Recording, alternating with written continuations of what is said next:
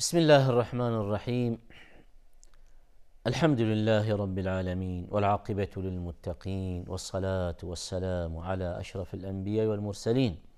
سيدنا محمد وعلى آله وأصحابه الغر الميامين. بینندگان عزیز و محترم، السلام علیکم و رحمت الله و برکاته. مبحثمان در مورد یکی دیگر از معجزات و یا مواردی که برای پیامبر علیه السلام به عنوان نشانه های نبوت برای او اتفاق افتاده است در خدمتان می باشم. در نشست های گذشته پیرامون یک مبحث جدیدی در مورد رؤیت پیامبر، مشاهده پیامبر علیه السلام چه در جلو خودش و چه پشت سر خودش مسائلی عنوان شد و در نهایت به این بحث رسیدیم بر این که پیامبر علیه السلام با اینکه از طرف الله ذوالجلال به نشانه های نبوت مسلح می باشد، با توجه به اینکه به اذن الله ذوالجلال یک سری نشانه هایی به پیامبر علیه السلام به عنوان معجزه و یا به عنوان نشانه ای از نبوت پیامبر علیه السلام بخشیده می شود، این اکرامی است از جانب الله ذوالجلال به پیغمبر خودش. اما پیامبر علیه السلام با این همه فضایل و با این همه خصایص علم غیب نداشتند و به طور عموم بشریت و در رأس اونها پیامبران و در رأس پیامبران اولوالعزم و در رأس اولوالعزم سرور بشریت علیه السلام همانطوری که عرض شد به علم غیب احاطه ندارند، چرا که در نشست گذشته با استدلال به آیات کریمه از قرآن کریم عنوان شد بر این که علم غیب مختص الله ذوالجلال می باشد. آیات زیادی در قرآن کریم داریم بر این که علم غیب مختص الله ذوالجلال می باشد. زمانی که عنوان می شود که علم غیب مختص الله ذوالجلال می باشد، یعنی این که به عنوان مثال هیچ احدی حتی پیامبران و حتی سرور بشریت علیه السلام نمیداند که فلان فردی از اهل بهشت می باشد یا از اهل جهنم. پس این به علم غیب الله عزوجل برمیگردد که بله فلان فرد، فلان ملت، فلان احدی، فلان فردی از این همه بشریت جهنمی می باشد و یا بهشتی می باشد و این برمیگردد به همان لحظات ما قبل از خلقت این انسان. یعنی این که زمانی که الله واحد عزوجل این انسان از همان نطفه‌ای که شکل میگیرد در جنین مادرش، اینجاست که الله ذوالجلال میداند که این نطفه‌ای که الان شکل گرفته فردا به جنینی مبدل می شود و پس از اون به کودکی و جوانی و بزرگسالی و در نهایت مسیر زندگی این نطفه از ابتدای انعقادش در رحم مادر تا آخرین ثانیه از زندگی این شخص، حال هر چقدر هم که طولانی باشد، در تمام این مراحل زندگی از همان ابتدای منعقد شدن نطفه و قبل از اون الله ذوالجلال به علم غیبش این قضایا برمیگرد بر این که این شخص در کل مرحله زندگیش چه عملی خواهد کرد، چه اعمالی از او سر میزند و این فرد در نهایت شقی است و یا خوشبخت. این شخص در نهایت از اهل جهنم می باشد و یا از اهل بهشت. چون این نیست که الله ذوالجلال در واقع به اکراه بر این بنده خودش، بر این مخلوق خودش چنین در واقع سرنوشتی بنویسد، چون این نیست، بلکه الله ذوالجلال عرض شد بر این که علم غیب دارد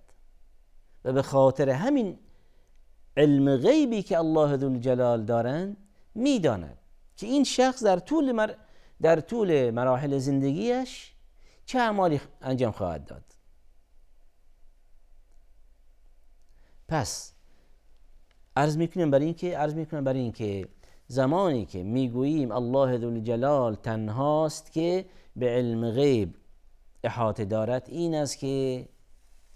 تمام امور نهانی برمیگردد به علم غیب الله ذوالجلال. و به عنوان مثال عرض شد بر این که این شخص فردای روز قیامت از اشقیاست و یا از خوشبختان.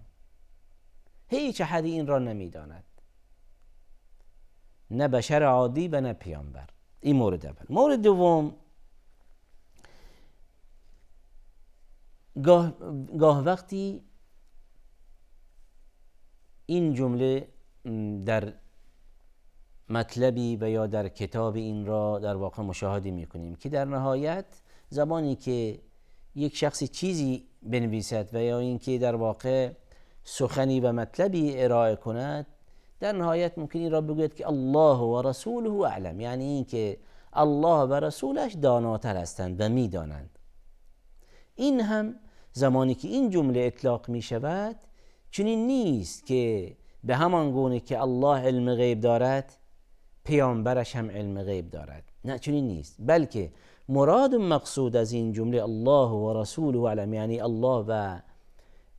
پیامبرش داناتر هستند، این است که این مطلب در موارد امور شرعی، در احکام شرعی، بر اینکه پیامبر علیه الصلاة و السلام به این امور احاطه دارند. چرا که پیامبر علیه الصلاة و السلام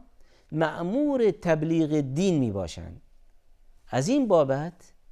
رسول الله علیه الصلاة و السلام در تمام این امور احکام شرعی احاطه دارند، با توجه به اون پل ارتباطی وحی است که بین الله و رسولش برقرار می باشد. و همچنین مورد دوم، گاهی پیامبر علیه الصلاة و السلام در یک سری روایت هایی در زمینه های مختلف رسول الله علیه الصلاة و السلام از یک سری از امور غیبی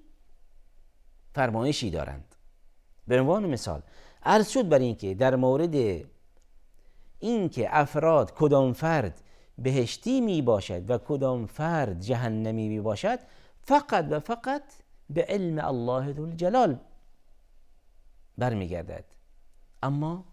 در روایت هایی هم داریم که رسول الله علیه الصلاة و السلام به یک سری افرادی بشارت دادند، مژده دادند، فرمایش دادند که فلانی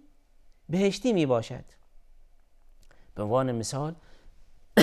حدیثی داریم به عنوان عشره مبشره معروفند. این حدیث به حدیث عشره مبشره چه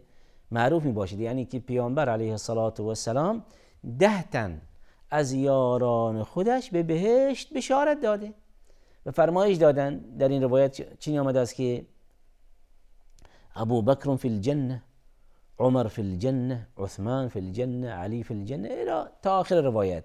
فرمایش دادند که ابو بکر بهشتی است، عمر بهشتی است،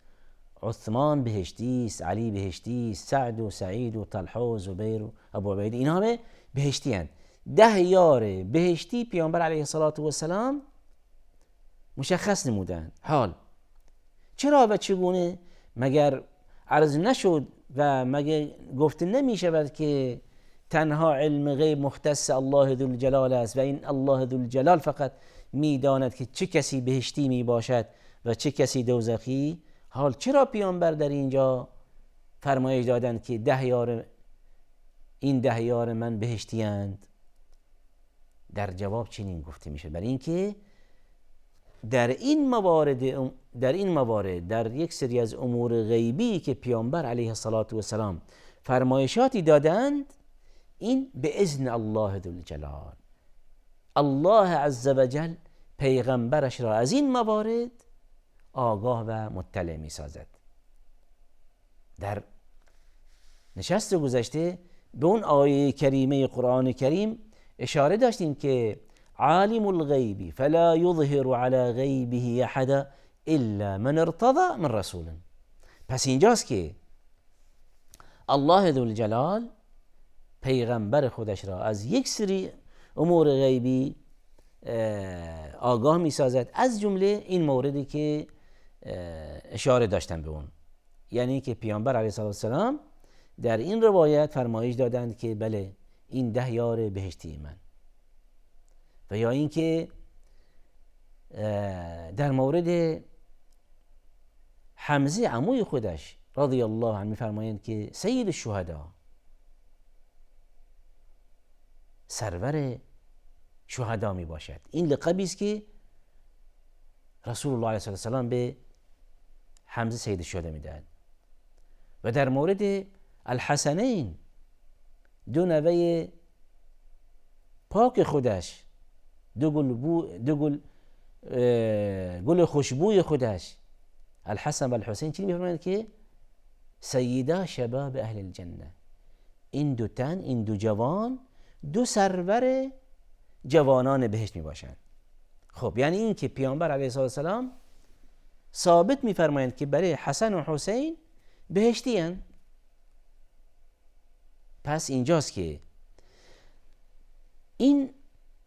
اخباری که پیامبر علیه السلام میدن، این فرمایشی که دارند و این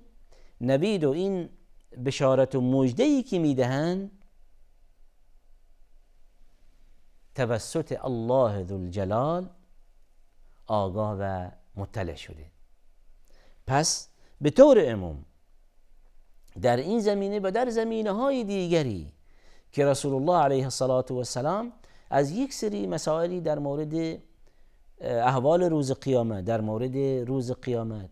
یک سری مواردی که پیامبر علیه السلام بر این که فرمایش دارند که در آینده یا اینکه در آخر الزمان، در نهایت این دنیا چه اتفاقاتی میافتد، در این موارد در زمینه‌های مختلف، به ویژه در روایت هایی که در مورد بحث فتنه ها میکنن، در مورد فتنه ها، در واقع فتنه هایی که اتفاق میافتد روایت شده است، اینها همه روی هم رفته پیامبر علیه السلام فرمایشاتی دادند. اما این همه دلیلی نیست برای اینکه پیامبر علیه السلام به علم غیب احاطه دارد، نه چنین نیست. بلکه الله ذوالجلال به اذن خودش پیغمبر خودش از یک سری از امور غیبی مطلع و آگاه فرموده. و اینجاست که تأکید می شود با توجه به آیات کریمه قرآن کریم و با توجه به روایت هایی که از جانب سرور بشریت علیه السلام ثابت شده است، این است که علم غیب مختص الله ذوالجلال می باشد و همچنین نه تنها پیامبران به علم غیب احاطه ندارند، حتی فرشتگان علم غیب ندارند و هیچ مخلوقی نمیتواند به این علم، یعنی علم غیب، مسلح باشد. لیکن همونطوری که عرض شد الله ذوالجلال به لطف و کرمش پیغمبران خودش در رأس پیامبران پیغمبرمان علیه الصلاة و السلام به یک سری از امور غیبی او را مطلع و آگاه می سازد و این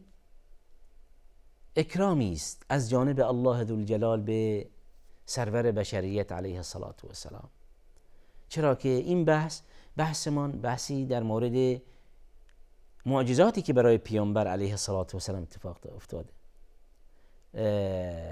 نشانه های نبوتی که برای پیامبر علیه الصلاة و السلام چه در قرآن کریم و چه در احادیث صحیح برای او ثابت شده است.